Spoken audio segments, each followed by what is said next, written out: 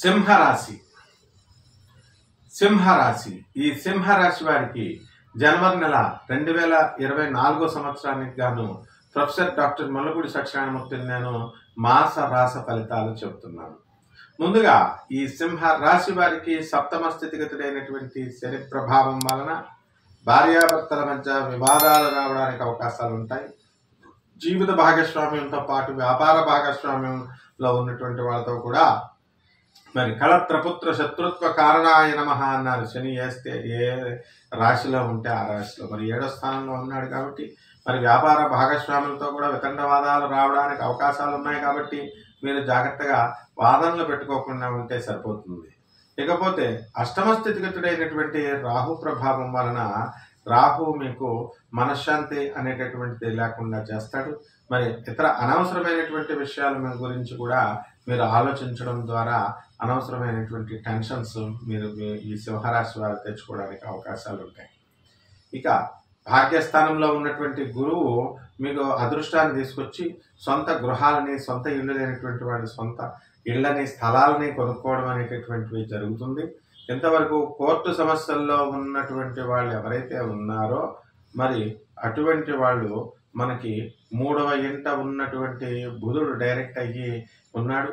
మరి ఆయన కుజుడితో కలిసి 4వ ఇంట్లో డైరెక్ట్ అయ్యి ఉన్నాడు. కాబట్టి ధనుస్సు రాశిలో మీకు చక్కగా ఈ యొక్క కోర్టు సమస్యల్లో మీకు అనుకూలమైనటువంటి తీర్పులు రావడానికి అవకాశాలు ఉన్నాయి.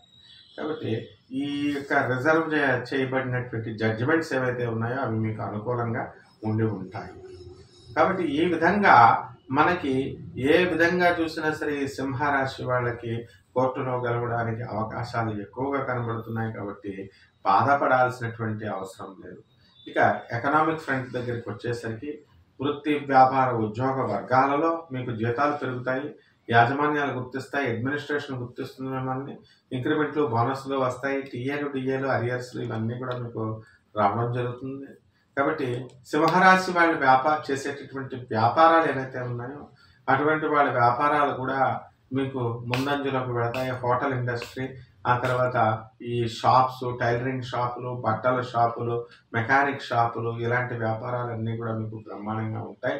అయితే ఈ యొక్క శని సప్తమ స్థితిగతుడై నక్షత్రగతుడై ఉండడం వలన మరి ఇనుము సంబంధించినటువంటి వ్యాపారాలను కొత్తగా స్టార్ట్ చేసేటటువంటి వాళ్ళు ఆపేయాల్సినటువంటి పరిస్థితులను కొంతకాలం వాయిదా వేసుకోండి.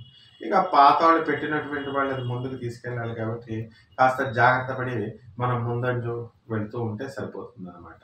ఈ విధంగా ఈ యొక్క రైతుల పరిస్థితి బాగుండదు ఈ సింహరాశి వాళ్ళకి. మరి అటువంటి ఈ రైతులు తాము చేసినటువంటి అప్పులు ప్రైవేటు వ్యక్తుల దగ్గర ఉన్నాయండి, బ్యాంకుల దగ్గర ఉన్నాయండి, వీళ్ళు చేసినటువంటి అప్పులు మాత్రం తీర్చలేరు అన్నమాట.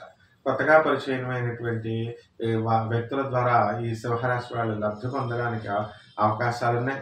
ఎక్కువ మాయ మాటలు చెప్పేటటువంటి వాళ్ళకి కాస్త దూరంగా గ్రహించుకుని మీ వివేకంతో మీరు దూరం కాకపోతే కనుక మీరు లాస్ అయ్యేటటువంటి అవకాశాలు ఉన్నాయి.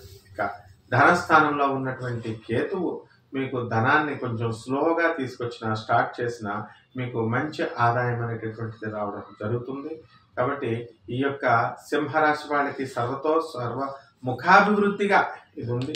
ట్రాన్స్ఫర్లు అన్నీ కూడా మీరు కోరుకున్న చోట్లకి వస్తాయి. స్త్రీలకు మనశ్శాంతి వస్తుంది.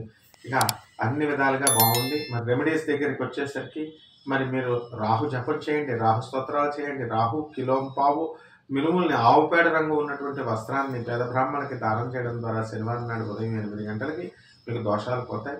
అలాగే నిమ్మకాయ డప్పల్లో ఉన్నటువంటి దీన్ని తీసుకొచ్చి వత్తులు ఆవు నెయ్యితో లేదా నువ్వుల నూనెతో మీకు ఉదయం 8 గంటలకి నిమ్మకాయ డప్పలు పెట్టి కనకదుర్గమ్మ తల్లి దగ్గర పెట్టండి. అంటే గుళ్ళల్లోకి వెళ్ళి పెట్టాల్సినటువంటి అవసరం లేదు, ఇంట్లోనే పెట్టచ్చు.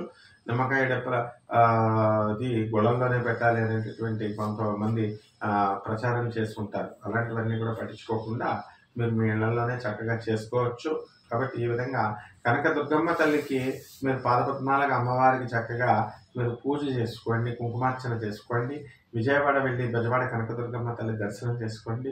ఇంద్రకీలాద్రి పర్వతం చుట్టూ గిరి ప్రదక్షిణ మగవాళ్ళందరూ కూడా కంపల్సరీ చెయ్యండి. ఈ విధంగా చేస్తే కనుక మీకు ఈ యొక్క జనవరి నెల 2024 సంవత్సరం అంతా కూడా దివ్యంగా భవ్యంగా ఉంటుంది. శుభమస్తు.